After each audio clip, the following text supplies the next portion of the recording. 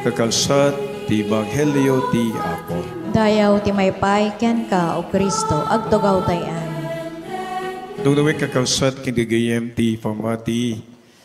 Adatay na Apo ti may kapat nga Domingo ti kadaywan nga tiyempo. Isumot iti maudi a Domingo iti bulan ti Enero ket pasansan nga iti maudi nga bulan ti Enero. Maudi nga Domingo iti bulan ti Enero ket isu ti makunkuna tayo a Domingo tinasantuan a Biblia ti sao ti Apo. Isu nga itay ket kasakbayan ti panangrugi tinasantuan nga misa na isaad tinasantuan nga Biblia amay palpalagip garud kada tayo ti panangisaad na ket iladawan nga napateg iti sao ti Apo. Isu kumagaro ti pangpangruna tayo, ken isu kumay ti sentro ti biyag tayo kas Kristiyano ti sao ti Dios. Iti Ebanghelyo ken nangigan tayo tata Domingo, saritay na kada tayo, iti bileg ken turay ni Apo Jesus. Ket makita tayo po, nga iti turay ni Apo Jesus ket turay anasantuan, it's divine authority. Ken iti turay na Apo Jesus ket makita tayo po nga daytoy ket aggapo mismo ti panangtungpal na iti sao ken panangibiyag na iti sao. Isu nga adu Apo dagiti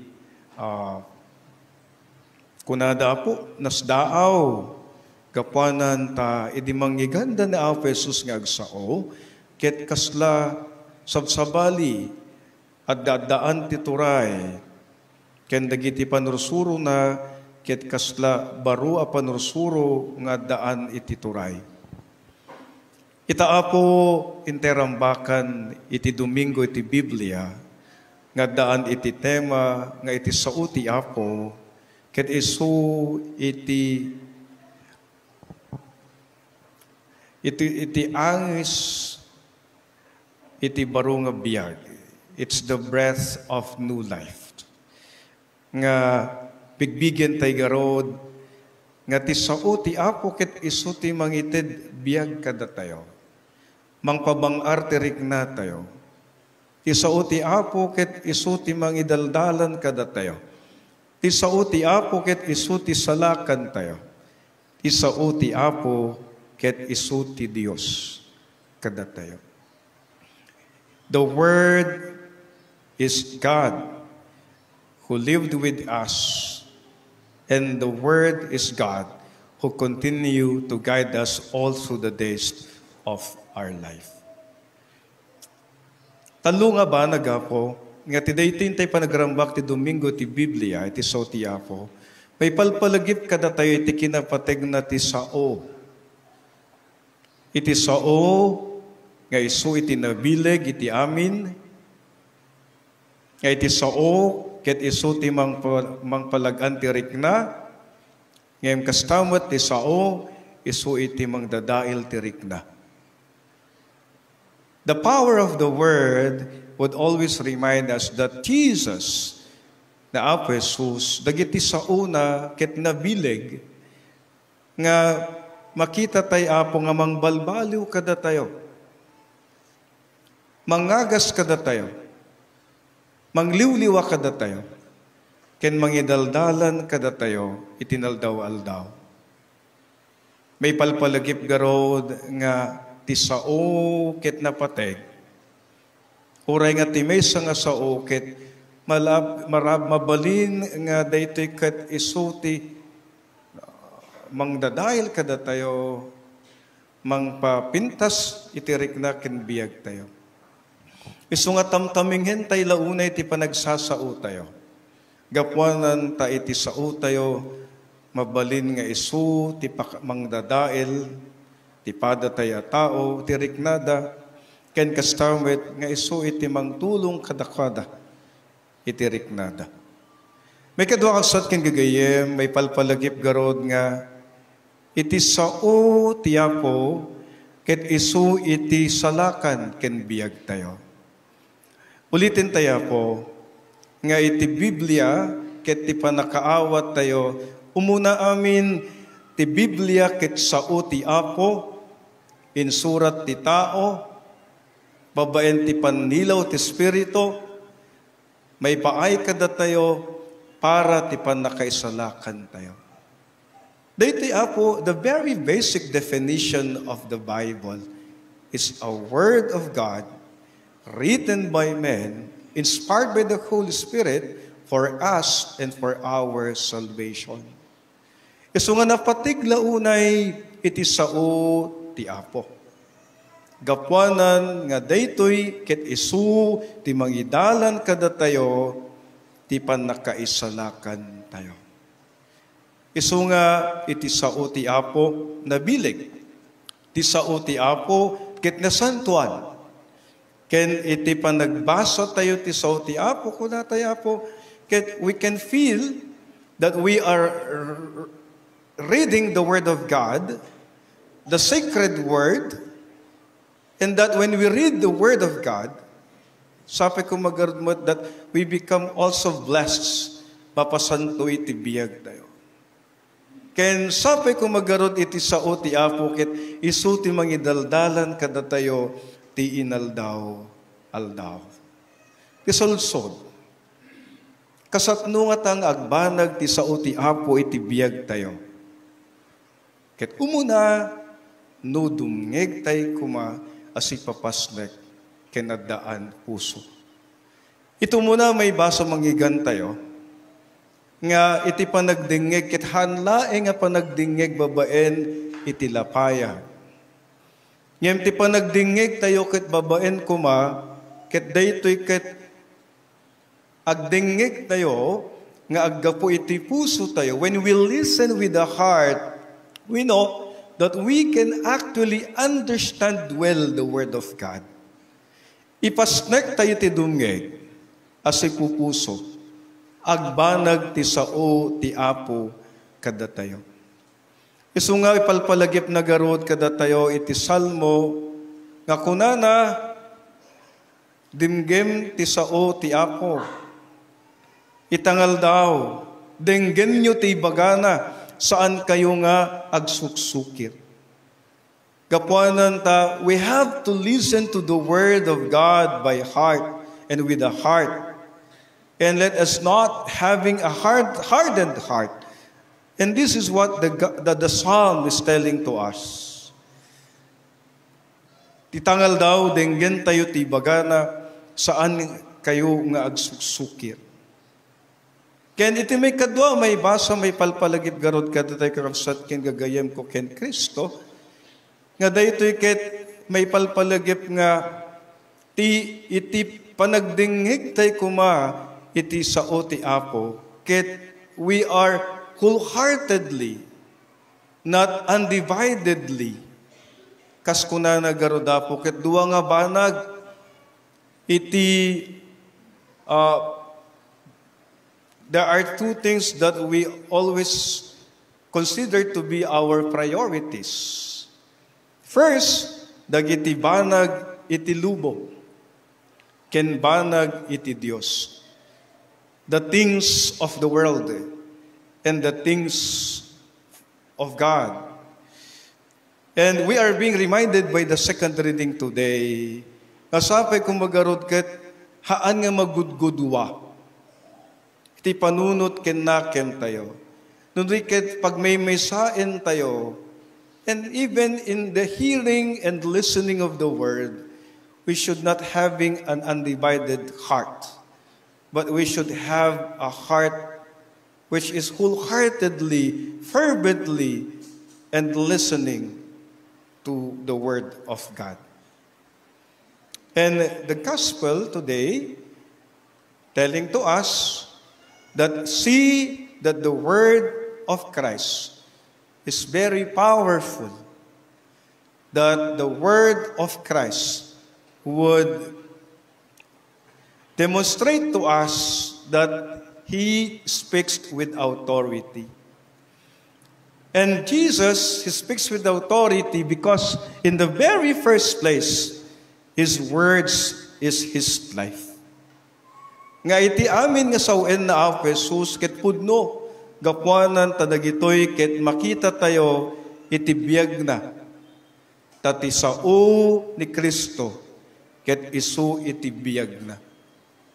May palpalagip garot kada tayo apo, nga agbanag ti sao ti apo kada tayo, no agbanag mo't daytoy, iti panagbiag tayo.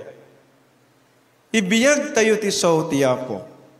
Babaen ti panangibiyag tayo, iti biyag ni Kristo, nga awan sa bali, abiyag ti ayat, biyag ti kinaimbag, biyag ti kinang mga asi, biyag iti hustisya, ken biyag ti kinaman nagparabor, ken biyag ti panagpipinakawan. Kakasat, daytoy man garot ti awis kada tayo.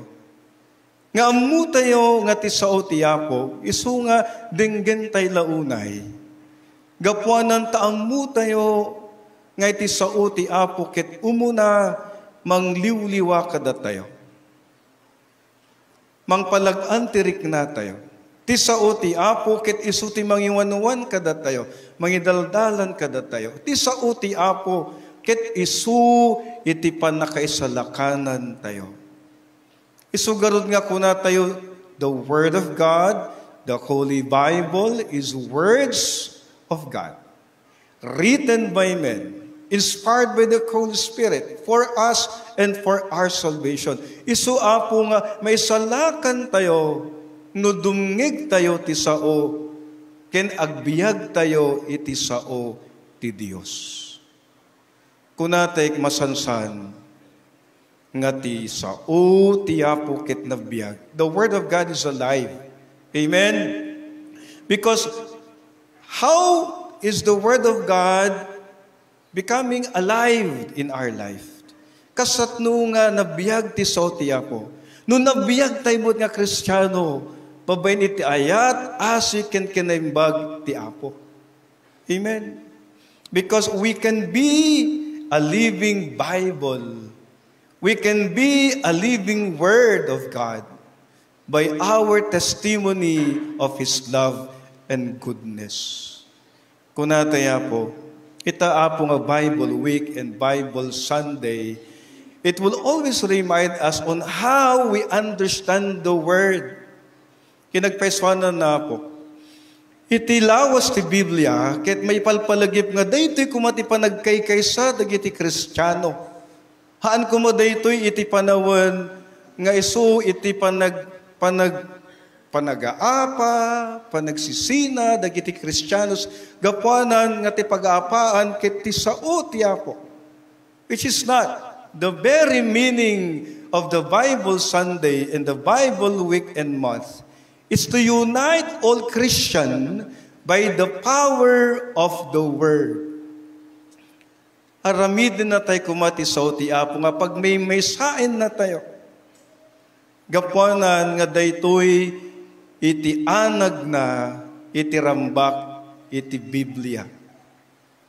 That we will be united by the Word of God.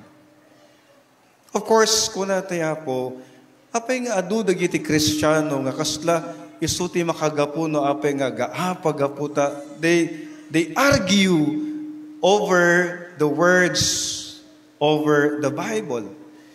But you see, kakasat kin kagayev, we are not supposed to impress people because we can memorize the Bible. Amen? Numaminsan apo, kamu tayo, that we are impressed for those who can memorize the whole Bible. But I don't think that there is a person who can really memorize the whole Bible. But fundamentalist Christians, they would always give us an impression that they know the Holy Bible. Kaya po parang pag naririnig po natin sila, ang galing po nila. Amen. Ang dami nilang alam. Ngem no subyan nam to yung bagbagada, it was being cut. Okay? Pinagdugtudugtong na lang. And you see that even their understanding is very literal. Until such time you have discovered that their understanding of the Bible is very shallow. Napakababa. But here we see, apay nga taapo, nga iti dagiti agad-adal ti Biblia and the sacred scriptures is in fact, you see, even the single word of the Bible, of the scripture, is in fact, you see, Apo, it can already make volumes of interpretations.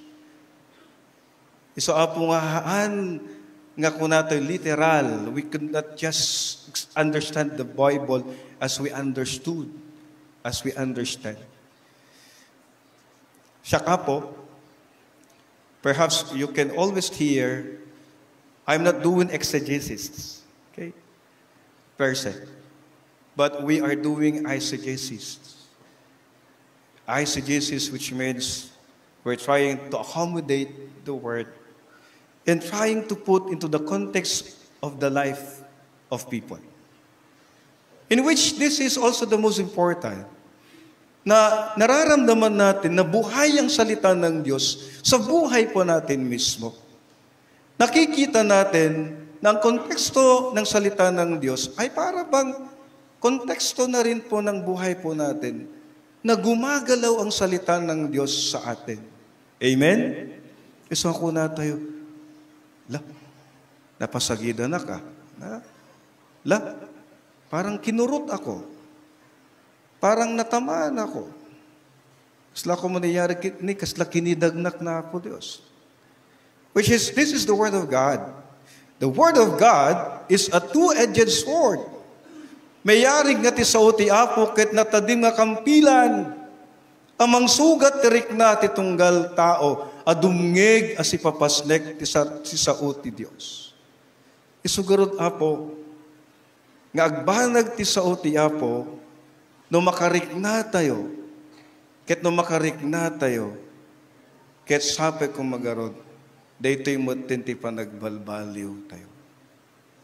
Every time we hear the Word of God, there is always a sense of stirrings within us. There's always a kind of realization that God is talking to us in our heart so that eventually we can also start to move, to change, and most especially, to be better persons by the Word. Sabi ko magarodaf po, nga agbanag ti sotiya po kada tayo. Umuna, ipastek tayo tagdingeg. Dumngeg tayo, babayan iti puso tayo. Dumngeg tayo kuma, as ipapakumbaba. Ken sapay kung magarod iti sao ti apo, pasantwen na tayo, ken idalan na tayo, ti panakaisalakan tayo. Amen.